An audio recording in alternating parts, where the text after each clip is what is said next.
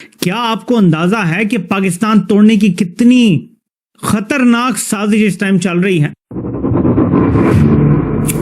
Non gunman वाला सिलसिला समझे जो चला आ रहा है। मौलवी अब्दुल रहमान सासूली उनको जो है वो शहीद कर दिया है। यही देखा गया है, ज्यादातर इलाकों में ये देखा जा रहा है कि ये ईद भी फीकी रही है। गोली मारी है और उसके बाद उसकी डेथ हो गई है, मारा गया है। वो धुरिंदर है ये सारा कुछ, ये क्या है धुरिंदर। लेकिन इंडिया अपनी एक डोमिनेंस चाहता था उस वक्त भी और आज भी वो डोमिनेंस चाहते हैं। चीमा साहब, आज जो एटॉमिक आपके पास एसेट्स की बात कर रहे हैं, मेरा ख्याल है आपकी आज सर्वाइवल जो है वो सिर्फ इसी एक एटॉमिक एसेट की वजह से है, वरना आप में बांग्लादेश में अफगानिस्तान में कोई फर्क नहीं होना था आज। और बिलखसूस जो मैंने लोगों की आंखों में खून देखा है 10 मई का, कोई निकलता है अननोन गनमैन और उसके बाद इस तरह के जो लोग होते हैं जो कि कहीं ना कहीं भारत में टेरर अटैक में जिनके नाम जुड़े होते हैं, या ये कहा जाता है ये मास्टरमाइंड है या इन्वॉल्व रहे हैं या उनका कोई ना कोई हिस्सा रहा है, वो जी मारे जा रहे हैं। फिर ईद के मौके पर जो हमारे पास अफसोसनाक खबरें बलूचिस्तान से हैं, हरनाई डिस्ट्रिक्ट जो बलूचिस्तान का है, वहां पर जो मिलिटेंट्स हैं, दहशतगर्द हैं, उन्होंने फायरिंग की है डिफरेंट चेक पोस्टों पर और डिफरेंट इलाकों में। कालादम तंजीमें हैं, चाहे वो BLA है, चाहे वो TTP है, चाहे इसका आप जो मर्जी और नाम दें, वो ऑपरेट कर रही हैं पाकिस्तान के अंदर। इसी तरह की कुछ चीजें हैं जो मैं पूछना चाहता हूं, जिससे कुछ सवालात उठ रहे थे कि जैसे पाकिस्तान के हवाले से IRGC के कुछ एलिमेंट्स हैं जो शायद ज्यादा खुश नजर नहीं आते। तो ये सूरत हाल जो है बलूचिस्तान के अंदर ओवरऑल इस ईद के ऊपर चल रही है। सिक्योरिटी के मामला जो हैं वो बहुत ही दगरगू हैं। कि इंडिया अभी भी ट्रैक ट्रेस कर रहा है उन लोगों को। हम लाते हैं टॉक शोज और अनलिमिटेड एंटरटेनमेंट सिर्फ YouTube पर। अगर आपने अभी तक हमारा चैनल सब्सक्राइब नहीं किया तो अभी सब्सक्राइब करें और बेल आइकॉन को क्लिक करके हमारी लेटेस्ट वीडियोस के बारे में अपडेट जानें। कोई निकलता है अननोन गनमैन और उसके बाद इस तरह के जो लोग होते हैं जो कि कहीं ना कहीं भारत में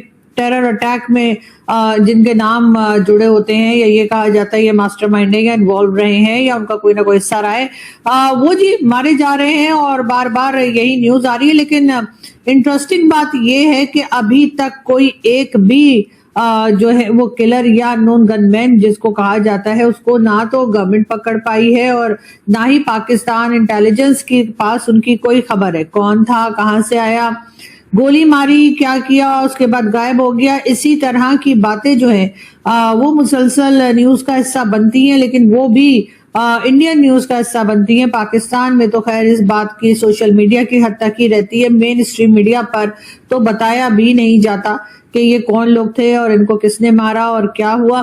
बहरहाल ये आदमी जो है ये भी कहा यही जाता है कि ये पुलवामा टेरर अटैक में इन्वॉल्व रहा है, उसका मास्टरमाइंड कहा जाता है। अब पाकिस्तान अगर इस तरह के लोगों के ऊपर खुद ही कार्रवाई कर ले तो मैं तो यही कहूंगी कि इससे अच्छी बात तो कोई हो ही नहीं सकती है कि जो लोग आपकी कंट्री में इस तरह का नुकसान किसी दूसरी कंट्री में जाकर करते हैं, चाहे अपनी ही कंट्री में करते हैं, उनके ऊपर बहुत ही सख्ती के साथ अगर एक्शन होगा तो उसमें फायदा पाकिस्तान का ज्यादा है, भारत का कम है। क्योंकि जाहिर है अब यही लोग जब पाकिस्तान में भी टेरर अटैक्स के अंदर इन्वॉल्व होते हैं तो उसमें पाकिस्तान को जिस तरह का नुकसान होता है वो सभी के सामने है। लेकिन अभी तक बहरहाल इनको इस तरह की कोई खबर या कोई बात बाहर लीक नहीं की गई है जिससे ये पता चले कि आखिर ये अननोन गनमैन कहाँ से आते हैं और कहाँ को चले जाते हैं। कई बार हमारे जो डिफेंस मिनिस्टर साहब हैं और दूसरे लोग जो मिनिस्टर्स वगैरह हैं उनका ये कहना होता है कि जी ये सब कुछ भारत करवा रहा है, भारत से आते हैं और उसके बाद ये जो हमारे यहाँ जो मास्टरमाइंड जिन्हें कहा जाता है या टेररिस्ट कहा जाता है या कैलीजन मोल रतन और जो कुछ भी कहिए उनको कहा जाता है जी वो भारत से आते हैं किलर्स और या नॉन गनमैन और इन लोगों को मार के निकल जाता है। तो भाई पहली बात तो ये कि क्या इतना आसान है भारत से यहाँ पर आ जाना?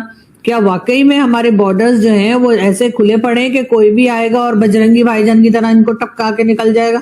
क्या इस तरह का माहौल यहाँ पे बना हुआ है? तो फिर यकीनन सोचने की बात है। इसका तो मतलब ये है कि फिर तो जितने भी लोग यहाँ पर ऐसे मौजूद हैं, चाहे वो हाफिज सईद हो, चाहे मसूद अजहर, वो बड़े अरसे का मेरा मकसद है आपके, जिस तरह वो कहते हैं टुकड़े 6 कर देने थे 4 की बजाय उन्होंने, तो दर हकीकत अफसोस के साथ ये मैं कहता हूं कि आप ऐसे सरकमस्टांसेस में हैं, बल्कि मैं इस पे थोड़ा सा और मजीद बल्कि करना चाहूंगा। आज आपको दुआएं देनी चाहिए जिन लोगों ने अपनी जान की बाजी लगाकर आपको अटामिक एसिड दिए। चीमा साहब, ईद गुजरी है अभी रिसेंट। 2 वाकयात इंतहाई शर्मनाक है। एक मुंबई के अंदर हुआ है कि किसी ने एक पिग का बच्चा लेके तो इस मुसलमान कम्युनिटी के अंदर, और लोगों ने वीडियो बना के लगाई है, सारी दुनिया देख रही है। दूसरी एक वाकया ये हुआ है कि इस दफा चीमा साहब, आप एक तो उन्होंने जानवरों की कुर्बानियों का पाबंदियों की बात की, दूसरी उन्होंने चीमा साहब ये किया है कि मस्जिदें छोटी पड़ जाती हैं क्योंकि ईद की नमाज होती है, तो बाहर भी अट्टी बेडली नमाज पढ़ते हैं लोग। साल में एक वाकया होता है, उस पर भी पाबंदी लगा दी गई है। तो दर हकीकत मैंने आपको जिस तरह कहा था कि इस वक्त बहुत हालात खराब हैं भारत के अंदर। इकॉनमी के तो वैसे ही खराब हैं कि सोना ना खरीदो, फला ना करो, और जो रुपए के हालात हैं वो तो नजर आ रहे हैं। लेकिन ये कि फैब्रिकेशन में बड़े जालिम लोग हैं, बड़े बड़े तेज। अब तो खैर लोग अमेरिकन समझ चुके हैं कि ये मनमोहन सिंह के पीरियड के नंबर्स को ही वो तल तल के तो दुनिया को दिखा रहे हैं। ये ऑप्टिक्स में बड़े जबरदस्त हैं। जिस तरह हमारे विश्व गुरु हैं, वो चाय के बागात में जाते हैं तो वो जिस तरह बॉलीवुड में मूवी बन रही होती है, इन्होंने पूरा भारत ही बॉलीवुड बना दिया। जंग भी बॉलीवुड के अंदर, और इकॉनमी भी बॉलीवुड के अंदर, सियासत भी बॉलीवुड की मूवी की तरह। लेकिन आप दुआएं दें कि आपके पास आज पाकिस्तान है। मैं आपके ही सेगमेंट में क्वेश्चन करता था कि 2 नेशन थ्योरी से हमने क्या खोया क्या पाया। मुझे याद, मैं बिल्कुल नहीं भूलूंगा। लेकिन 10 मई ने मेरी बिल्कुल ओपिनियन चेंज कर दी। चीमा साहब, आज हालात ये हैं, अगर इस पार्टी से, मैं इसको सियासी पार्टी नहीं समझता, उसकी वजह यह कि सियासी पार्टी तो होती है जो जमहूरियत पे या अपनी पॉलिसी या अपनी कारकर्दगी की बेस पर सियासत करे। अगर 100 मिलियन रुपयों के एमपी खरीदने हो, आपने एमएलए खरीदने हो, तो ये सियासत नहीं होती, ये सियासत नहीं है चीमा साहब, ये फ्रॉड है, गैंग्स है चीमा, माफिया स्टाइल। अगर आज मेरी इस बात को कुछ चैलेंज कर दे, अगर आज इनसे मुसलमान जो भारत में रहते हैं उनके खिलाफ नफरत और पाकिस्तान के खिलाफ नफरत अगर आज इनसे ले ली जाए तो ये शाम को बैंकरप्ट हो जाएंगे, सियासी तौर पर भी और माली तौर पर। माली तो खैर एटीएम मशीनें इनकी शायद 6 महीने निकाल जाए, लेकिन सियासी तौर पर शाम को ये बैंकरप्ट हो जाए। सूबा बलूचिस्तान के जिला डेरा मुराद जमाली हैं, वहां दहशतगर्दों ने फायरिंग करके जमीयत उलमाए इस्लाम JUIFA के मुकामी रहनुमा मौलवी अब्दुल रहमान सासूली उनको जो है वो शहीद कर दिया है। और उसके साथ साथ और भी जाहिर है वहाँ पर जो लोग थे जब ये फायरिंग हुई और जब ये सारा दहशतगर्दी का मामला हुआ तो और लोग भी इसकी जद में आए हैं। तो ये सूरत हाल जो है बलूचिस्तान के अंदर ओवरऑल इस ईद के ऊपर चल रही है। सिक्योरिटी के मामला जो हैं वो बहुत ही दगरगू हैं। फिर ईद के मौके पर जो हमारे पास अफसोसनाक खबरें बलूचिस्तान से हैं, हरनाई डिस्ट्रिक्ट जो बलूचिस्तान का है वहाँ पर जो मिलिटेंट्स हैं, दहशतगर्द हैं, उन्होंने फायरिंग की है डिफरेंट चेक पोस्टों पर और डिफरेंट इलाकों में, और वहाँ पर उन्होंने कम से कम 4 सिविलियंस जो हैं उनको शहीद कर दिया है और मुतअद्दिद लोगों को जख्मी किया है। इसके साथ ही साथ वकार खान एक वीडियो शेयर कर रहे हैं जिसमें दिखा रहे हैं कि बलूचिस्तान में जो इंतहा पसंद हैं उन्होंने ईद के मौके पर भी फौजी गाड़ियों को निशाना बनाया है। पिछले 3 दिन से वो कह रहे हैं कि बलूचिस्तान का कोई वाली वारिस नजर नहीं आ रहा। इतनी ज्यादा फौज तैनात होने के बावजूद इतनी बेबसी क्यों है, वो ये सवाल उठा रहे हैं कि इस कदर मामला जो है वो बलूचिस्तान के अंदर क्यों खराब हैं, और वो भी ईद के मौके पर जब पूरी दुनिया के अंदर ऐसे खास मौकों के ऊपर सिक्योरिटी जो है वो ज्यादा सख्त की जाती है। अभी परसों या तरसों की बात आपको याद है कि कोयटा के अंदर जो ट्रेन के ऊपर हमला किया गया और हमारे फौजी एहलकारों को शहीद किया गया, उनकी जो बोगियां थी, जो असल में एक नया अरेंजमेंट किया गया था अपनी तरफ से कि उन बोगियों को कैंट से उनको बिठाकर फिर जो मेन स्टेशन था वहां पर लाके उन्हें मेन ट्रेन के साथ जोड़ना था। उन्होंने उन बोगियों को मेन ट्रेन से जुड़ने से पहले ही उन पर हमला कर दिया।